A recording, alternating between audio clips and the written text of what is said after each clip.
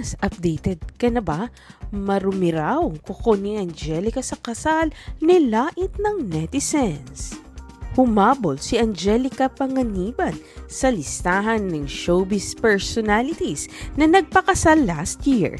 Nagpakasal si Angelica sa kanyang live-in partner, fiancé at ama ng anak niyang si Amalia Sabin na si Greg Homan si California, USA noong December 31. Taliwas ito sa mga naglalabasang espekulasyon na magaganap ang wedding ni Angelica at Greg sa darating na buwan ng May. Hinangaan naman ng ibang netizens ang kasal ni Angelica at Greg sa Amerika. Simple and exclusive lang kasi sa close friends ng dalawa ang wedding ni Angelica at Greg. Maging ang wedding dress ni Angelica na inaabangan ng mga kasalan ay simple lang din ang dating. Pero dinisplay naman sa wedding dress na gawa ni Vanya Romoff ang magandang dibdib at legs ng aktres. May na-happy sa wedding ni Angelica and as usual, umikse na rin ng mga bashers niya sa social media at pinagpiestahan nila ang nail polish sa kamay ni Angelica sa mga solo pictures niya habang pinagmamalaki niya ang kanyang wedding ring. Ano bang kuko yan? Bakit parang putik na French tip? Congrats, kaya pala nandun ang Becky. Wedding na pala ni Angge. Super simple ng kasal, grabe, nakakabilib. Same observation. Professional nail tech naman siguro ang gumawa pero hindi nag-iisip. Hahaha, parang ang dumi ng kuko sa polish. Hahaha, talaga ba? Pilipinas, updated ka na ba? Marumi raw kuko ni Angelica sa kasal, nilait ng netizens. Humabol si Angelica Panganiban sa listahan ng showbiz personalities na nagpakasal last year. Nagpakasal si Angelica sa kanyang live-in partner, fiancé at ama ng anak niyang si Amalia Sabin na si Greg Homan si California, USA noong December 31. Taliwas ito sa mga naglalabasang espekulasyon na magaganap ang wedding ni Angelica at Greg sa darating na buwan ng May. Hinangaan naman ng ibang netizens ang kasal ni Angelica at Greg sa Amerika. Simple and exclusive lang kasi sa close friends ng dalawa ang wedding ni Angelica at Greg.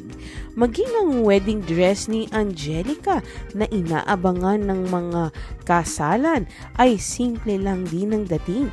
Pero dinisplay naman sa wedding dress na gawa ni Vanya Romoff ang magandang dibdib at legs ng aktres.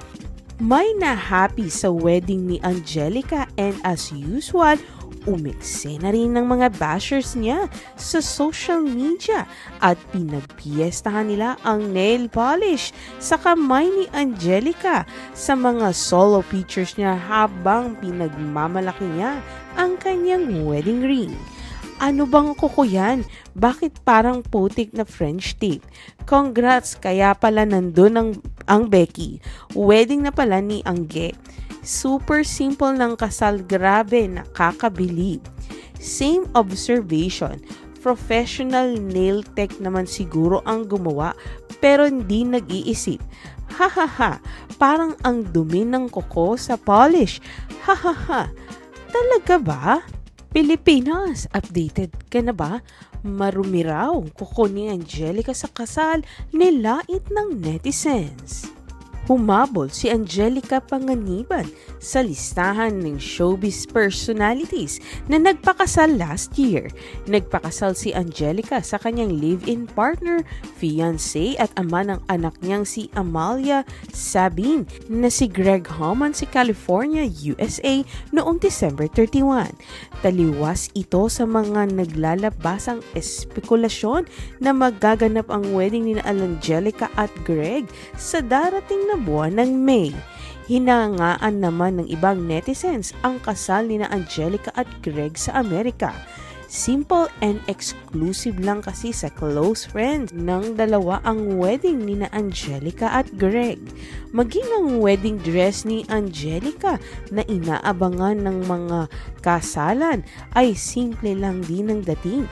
Pero dinisplay naman sa wedding dress na gawa ni Vanya Romoff ang magandang dibdib at legs ng aktres.